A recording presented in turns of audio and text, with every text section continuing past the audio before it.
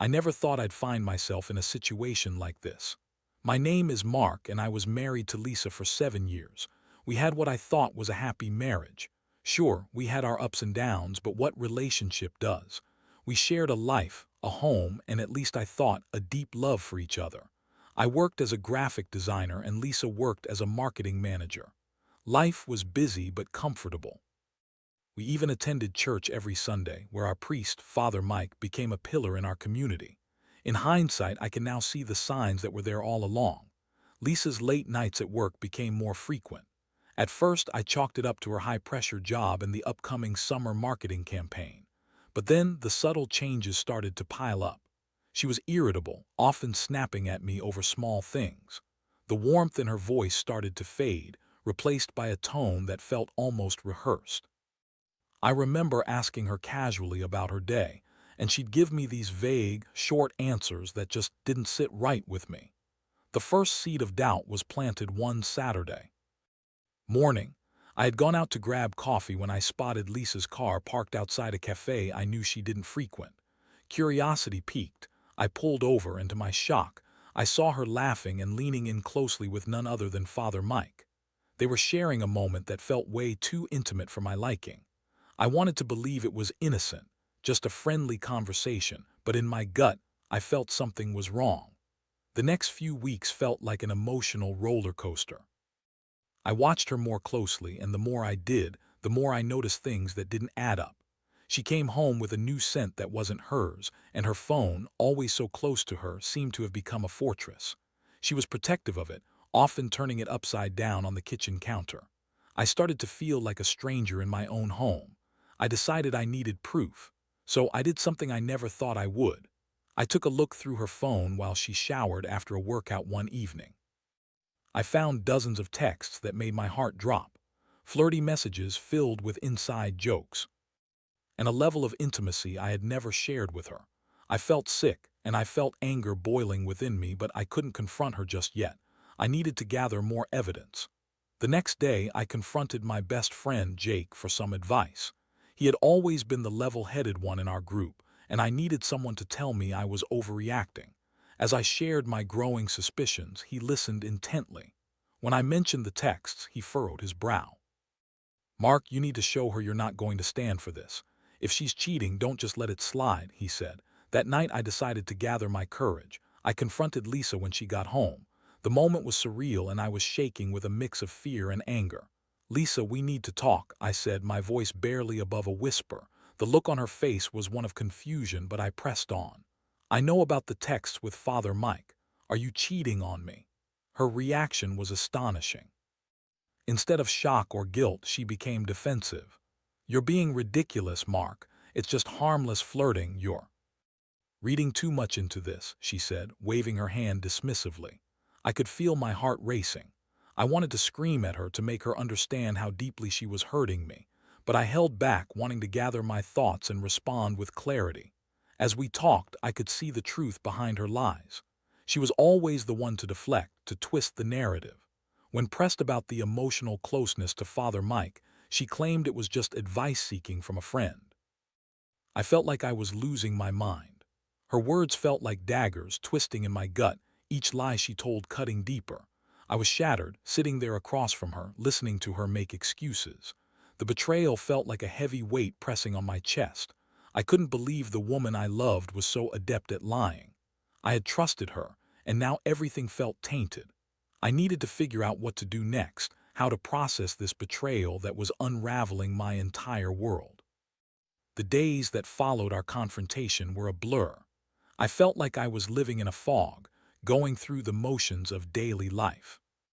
While my heart felt heavy and shattered, Lisa acted as if everything was normal, as if I had just imagined the confrontation. She resumed her routine, still leaving for work early and coming home late. The tension between us was palpable, like a thick blanket hanging over our home. I wanted to scream, to confront her again, but I also felt a strange sense of defeat. Was I really going to let this woman manipulate me into believing that I was the problem? I needed clarity, and clarity meant action. I decided to do some digging. I couldn't just sit back and wallow in my pain while she continued to live her life as if nothing was wrong. So I reached out to some friends from our church community. They knew Father Mike better than I did. I wanted to ask leading questions and see if anyone else had sensed anything odd about their interactions. My friend Sarah, a longtime member of the church, was the first to respond. She was always perceptive, and I hoped she might have noticed something off about Lisa. I invited Sarah for coffee under the pretense of catching up and discussing our church plans. As we sat in the cafe, sipping our drinks, I casually brought up Father Mike. You know, Lisa has been spending a lot of time with him lately. Have you noticed anything strange about their relationship? Sarah's expression changed, and I could tell she was thinking hard. To be honest, I thought it was a little odd too. Lisa seems more vibrant lately, more engaged than I've seen before, she said cautiously. But I just assumed it was the stress of work. I felt a knot tighten in my stomach. It wasn't just my imagination. Others were noticing the change in her behavior. I needed to get to the bottom of this. The next step was to confront her again, but this time I wanted to have solid evidence to back me up. Over the next week, I kept tabs on Lisa. I would casually ask her about her day, trying to gauge her reaction to every little question. The more I observed, the more I felt like a detective in a bad movie, piecing together clues. I noticed her phone was constantly buzzing with notifications, and she would always become overly protective of it, quickly putting it face down whenever I walked into the room. One evening, curiosity got the better of me. I decided to take a different approach. I called Jake and asked him to come over. I need your help with something, I said. I want to catch her in the act. He agreed to help, and we sat down to brainstorm how I could gather proof of her cheating. We decided to set up a simple plan. I would ask her to join me for dinner at a fancy restaurant, somewhere I knew she'd love. While I did that, Jake would wait in the parking lot of her office building. If she left with Father Mike, he would take pictures. It felt deceitful, but I felt like I had no choice. I was drowning in uncertainty, and I needed answers. The night of the dinner came, and I struggled to keep my composure. Lisa showed up late, her hair perfectly styled and her makeup flawless. I knew she had put the effort into looking good, but part of me wanted to believe that she was simply excited for our date. We chatted over our meal, and she laughed at my jokes, but I could see a flicker of guilt in her eyes. After dinner, I told her I had to run to the restroom. Instead, I made my way to the restaurant's exit, making sure she didn't notice. I texted Jake, letting him know to keep his phone ready. As I stood outside, my heart raced. I watched the entrance, willing her not to walk out with Father Mike, but deep down, I knew it was a gamble. After what felt like an eternity, I saw Lisa exit the restaurant, looking around for a moment before heading towards her car. I held my breath, praying she wouldn't spot Jake. Moments later, Father Mike walked out, and they exchanged a brief conversation, which made my stomach drop. I couldn't hear what they were saying, but the way they leaned into each other made my blood boil. Jake snapped a few pictures, and I could feel my heart pounding in my ears. I made my way back into the restaurant, trying to act natural. Our dinner ended, and we returned home. I felt like I was walking on eggshells, counting down the moments until I could confront her with the proof I had been searching for. As we settled in for the night, I could barely contain my emotions. Lisa chatted about her day, but all I could think about was the betrayal playing out in my mind. It was time to expose her lies, and I hoped that the evidence would finally shatter the facade she had built around our lives. The confrontation was inevitable, and I wasn't sure how I would handle it, but I knew it needed to happen. That night was restless. I tossed and turned in bed, my mind racing. The images of Lisa and Father Mike laughing together outside the restaurant were etched in my brain, replaying over and over like a broken record. I couldn't close my eyes without seeing their faces, the intimacy they shared. I felt a cocktail of emotions bubbling within me: rage, betrayal, sadness, and a deep-seated desire for the truth. When morning arrived, I knew I couldn't delay any longer. The sun peeked through the curtains, but it felt more like a spotlight shining on the dark truth of my marriage. I got up early, making coffee in a daze while I mentally prepared myself for the confrontation. The plan was simple: lay everything out on the table, confront her with the evidence, and see how she would squirm. As Lisa wandered into the kitchen, her hair still damp from the shower, I could see the usual morning sparkle in her eyes. It made the betrayal sting even more. She greeted me with a cheerful good morning, as if nothing was wrong. I forced a smile back, trying to mask the turmoil within. "Can we talk?" I said, my voice steady despite the chaos inside me. She raised an eyebrow in curiosity and nodded, taking a seat at the kitchen table. I joined her, my heart racing as I pulled out my phone. "I want to show you something." I could see the confusion in her eyes as I began scrolling through the pictures Jake had taken. The first few images were of her and Father Mike outside the restaurant, talking closely. I felt a mix of satisfaction and dread as I watched her expression shift from confusion to disbelief. "What is this?" she snapped, her voice rising. "It's exactly what it looks like, Lisa. You've been lying to me," I said, my voice firm, but tight with emotion. "You've been having an affair with Father Mike. How could you do this to us?" She looked at me incredulously, shaking her head. "No, this is a misunderstanding. We were just talking," she protested, her tone defensive. I felt a swell of anger at her pathetic excuses. It was as if she thought I would believe her flimsy lies. "Talking, that's your excuse," I fired back. "You think I'm going to buy that after seeing how you two were acting? This isn't just harmless flirting, Lisa. This is betrayal." The words came out like a flood, each one hitting her like a physical blow. I could see the walls she had built around herself beginning to crack. "Mark, please, you're not seeing the bigger picture. He's been helping me with some personal issues, that's all it is," she pleaded, her voice rising with desperation. "Personal issues," I scoffed. "Is that what you call it? Spending time with him, texting him, sharing intimate moments? You're kidding yourself if you think I'm going to let you spin this into something innocent." Her defenses crumbled, and for the first time I felt a flicker of genuine emotion from her fear. "Mark, I didn't mean for it to go this far, I swear," she said, her voice quaking. "It just happened." I felt a wave of grief wash over me. This wasn't the woman I had married. I had always known her to be strong and decisive, yet here she was, crumbling in front of me, trying to justify her actions with weak excuses. "You love him, don't you?" I asked, the words slipping out before I could stop myself. "I don't know," she shouted, tears streaming down her face. "I don't know what I feel anymore. I messed up, but I love you, Mark." Her words felt like daggers. How could she claim to love me when she had betrayed me in the most profound way? I shook my head, struggling to hold back my own tears. "This isn't about love anymore, Lisa. It's about trust. You shattered that the moment you chose to betray me." I could see her scrambling for words, her mind racing as she tried to piece together an argument that would save her.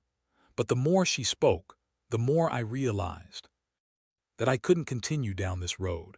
I felt like a fool, a pawn in her game of deceit. I stood up abruptly and the chair clattered behind me. "I can't do this anymore. I need time to think," I said, my voice trembling with suppressed emotion. I turned to leave, but she grabbed my arm, her grip desperate. "Mark, please don't go. We can fix this," she cried out. I looked down at her, at the woman I had loved for so long. I wanted to comfort her, to tell her it would be okay, but the anger and betrayal held me back. "You had your chance, Lisa. You made your choice." With that, I walked away, leaving her behind with her excuses and tears. I needed space to process, to think, and to decide how I wanted to move forward. The emotional toll of this confrontation was heavy, and I felt the need to breathe, to find clarity in the chaos. The rest of the day passed slowly. I wandered around our neighborhood, lost in thought, reflecting on everything that had just happened. Friends and family had always warned me about infidelity, but I had never thought Lisa would be that person. Now I was left grappling with betrayal and the looming decision of what to do next. I felt like I was at a crossroads and every direction seemed uncertain. As night fell, I returned home. The house felt cold and empty, a stark contrast to the life I had known just days before. I sat on the couch, staring at the wall, wrestling with my emotions. I knew I needed to make a decision, but what would that decision be? It was time to think about my next steps, about how I wanted to reclaim my life after this betrayal. The days that followed were suffocating. I felt like I was living in a nightmare from which I couldn't wake up. Lisa was still in the house, and the air was thick with unspoken words and unresolved tension. We barely exchanged glances, let alone had any meaningful conversations. It felt more like we were roommates than a married couple. I was constantly on edge, wanting to scream, yet feeling utterly exhausted. I spent hours at work, throwing myself into projects just to escape the chaos at home.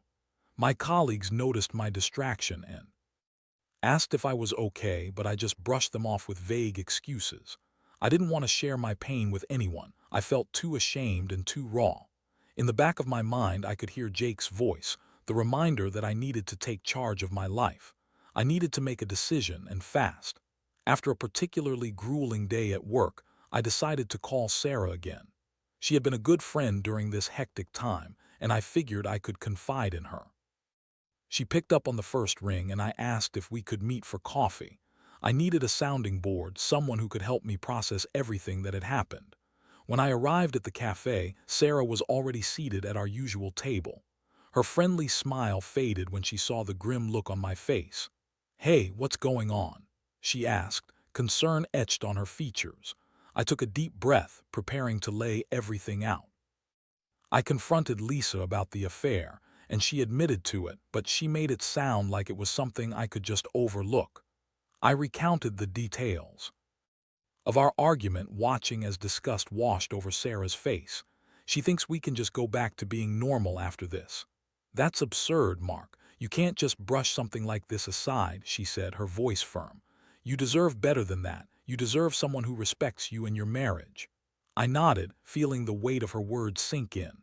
"I know, but—" I hesitated, unsure how to vocalize the turmoil inside me. "I still love her and I want to believe that we can fix this, but I don't know if she's worth that fight anymore." "Have you thought about what you really want?" Sarah asked, her eyes focused intently on me. "Do you want to stay with her, or do you think it's time to move on?" The question struck a chord. I had been so preoccupied with Lisa's betrayal that I hadn't taken a moment to consider my own feelings. I wanted to scream, to cry, to lash out, but instead I sat there in contemplative silence. I reflected on my life with Lisa, the good moments and the bad, and how those memories now felt tainted. I can't shake the feeling that she will do it again, I admitted. If she cheated once, what's stopping her from doing it again? And it was with Father Mike, the one person we trusted. "Exactly," Sarah said. "Rebuilding trust after something like this is incredibly difficult. You have to think about your own well-being too, Mark. Don't let her manipulate you into thinking you owe her another chance." Her words resonated with me. I had been so focused on saving our marriage that I had forgotten about myself. I needed to reclaim my peace of mind, and I couldn't do that trapped in a cycle of betrayal. That night, I returned home with a sense of clarity that I hadn't felt in days. I could see the house differently now, the walls adorned with memories that no longer felt comforting. I knew I had to make a choice, and I was ready to put myself first. I found Lisa sitting on the couch, her phone in hand, her eyes glued to the screen. The flickering glow from the device illuminated her face, and for a moment I almost felt pity for her. But then I remembered the pain she had caused me, the shattered trust, and the way she had turned our love into a lie. "Lisa, we need to talk," I said, my voice steady as I stood in front of her. She glanced up, surprise evident in her eyes. "Mark, just let me speak," I interrupted, needing to get my thoughts out. "I've spent the last few days trying to wrap my head around everything that's happened. I thought we could work through this, but I've realized something important." Her expression shifted, confusion and anxiety dancing across her features. "What are you saying?"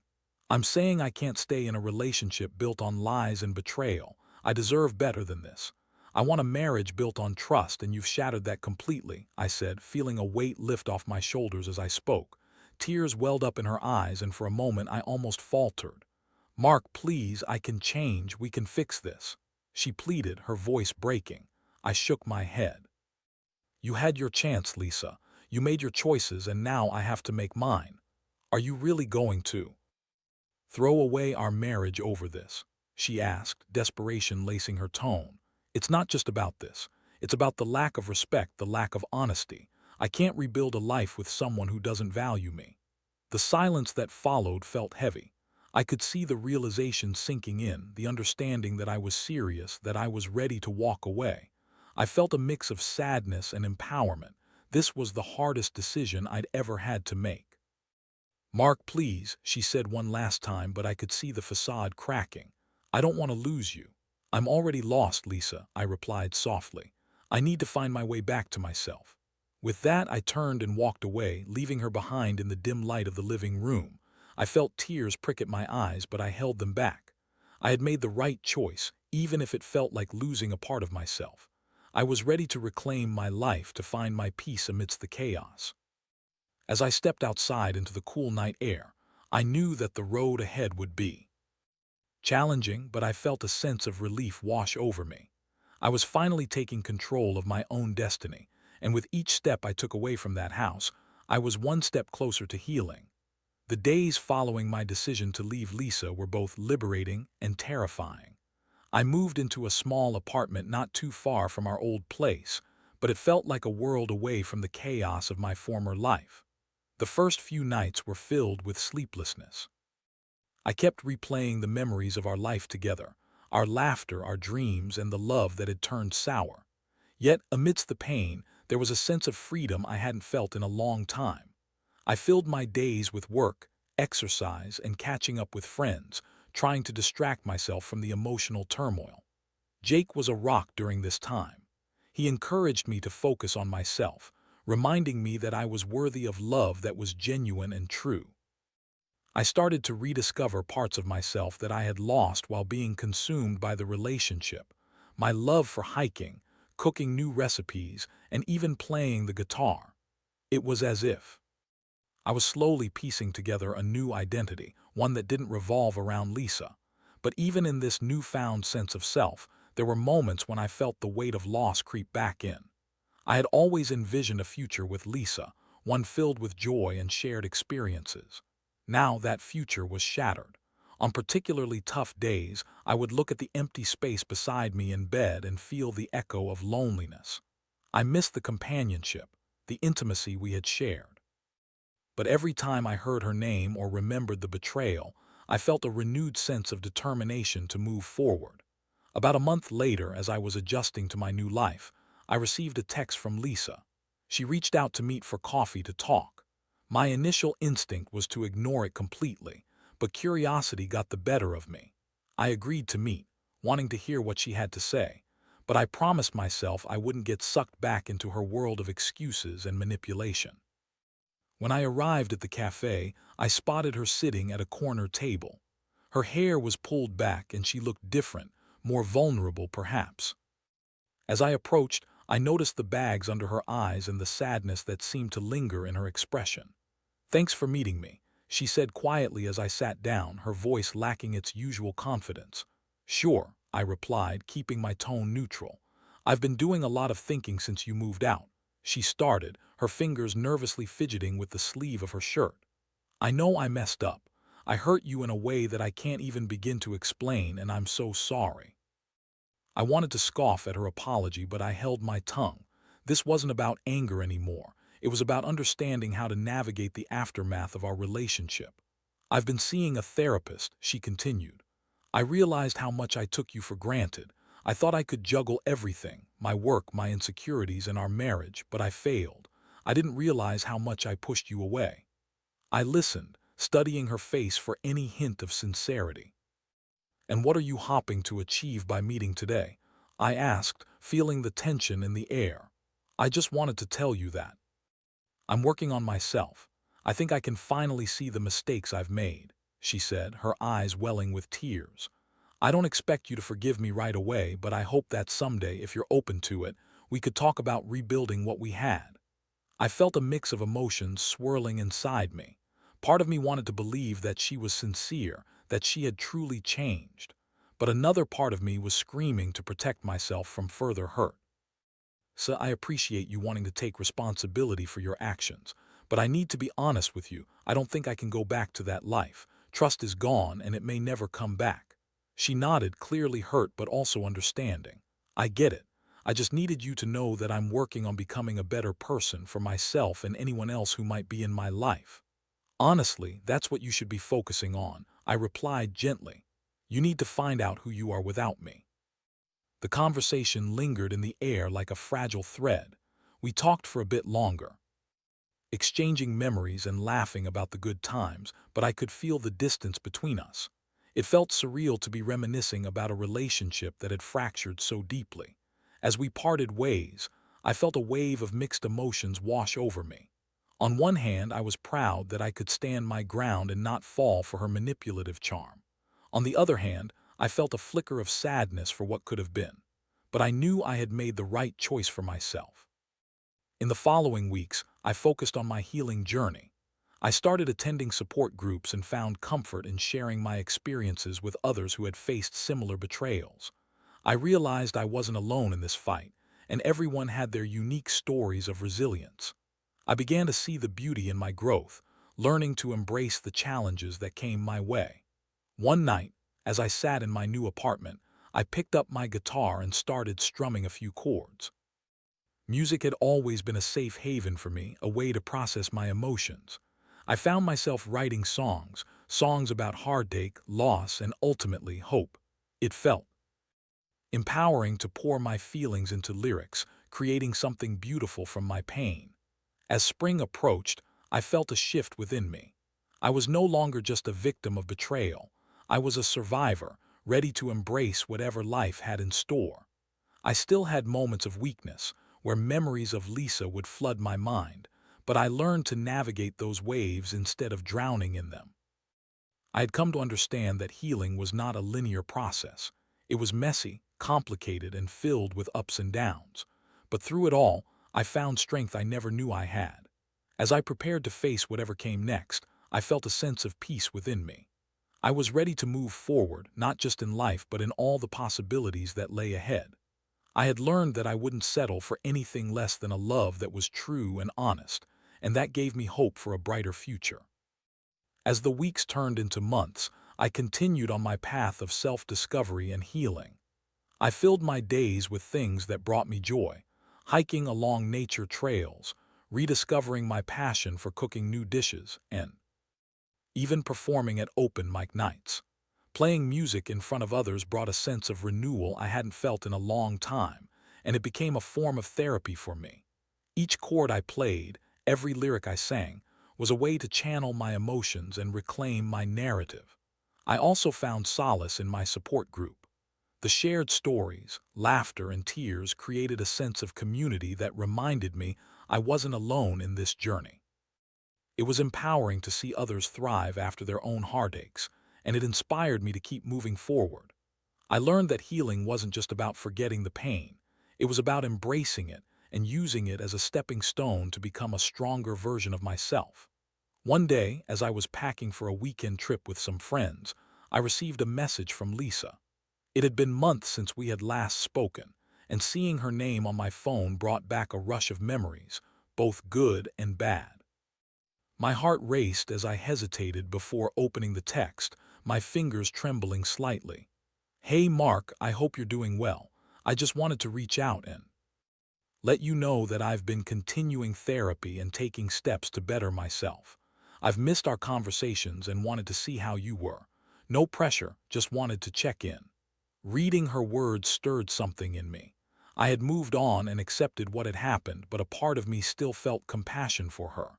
I considered responding, but ultimately decided against it. I had spent so long focusing on my healing that I didn't want to jeopardize the progress I had made by reopening old wounds. Instead, I typed out a simple reply. "Hi Lisa, I appreciate you reaching out. I'm doing well and focusing on my own journey. I wish you all the best." As I hit send, I felt a weight lift. I had not only let her know where I stood, but I had also reaffirmed my commitment to my own well-being. I was proud of the progress I had made, and I realized that I didn't need closure from her to move forward. My healing was my own, and I was ready for what lay ahead. The trip with my friends was a breath of fresh air. We hiked through stunning landscapes, shared stories by the campfire, and created memories that filled my heart with joy. It was a reminder that life continued, and there were so many beautiful moments to be experienced outside of the confines of my past. As the sun set one evening, casting a warm glow over the horizon, I found myself reflecting on the journey I had taken. I had faced heartbreak, betrayal, and uncertainty, but through it all, I had emerged stronger and more resilient. I had learned valuable lessons about trust, love, and self-worth, and I was grateful for the growth that had come from the pain. I thought about the future and the possibilities that awaited me. I no longer feared being alone. Instead, I embraced it as an opportunity to explore who I was without the influence of someone else. I was ready to find a love that was genuine and fulfilling, but I also knew that I didn't need someone else to complete me. I was whole on my own. As I stood there with my friends, laughter and joy surrounding me, I felt a sense of peace that had eluded me for so long. I was no longer a victim of my past. I was the author of my own story. I had taken the reins of my life, and I was ready to write the next chapter. In the months that followed, I continued to thrive. I explored new relationships, both platonic and romantic, allowing myself to be open to love again. I was cautious but hopeful, aware of the importance of building trust and connection in a healthy way. Each new experience taught me more about myself and what I wanted in a partner.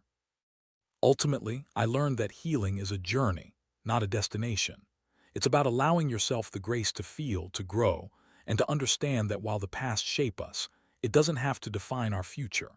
I had taken the hardest step by walking away from a toxic relationship, but it led me to a place of empowerment and resilience that I never knew I could achieve. As I moved forward, I carried the lessons of my past with me, but I also embraced the excitement of what lay ahead. I was ready for whatever life had in store for me, confident in my ability to navigate the complexities of love and relationships with newfound strength and wisdom. In the end, I realized that true peace comes from within. I had found mine, and it was a beautiful place to be.